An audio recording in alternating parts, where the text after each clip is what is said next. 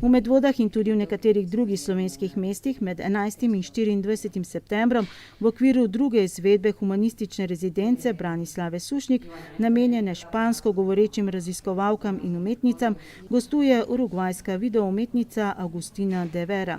Humanistična rezidenca je projekt, ki poteka pod okriljem mednarodnega kolektivnega raziskovalnega portala Bivališča Branislave Sušnik. Vodita ga ravno založba Malinci in društvo Boja.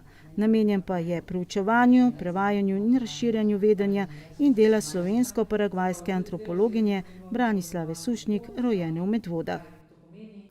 V Medvoški knjižnici je bila že prejšnji torek javna predstavitev tokratne druge humanistične rezidence.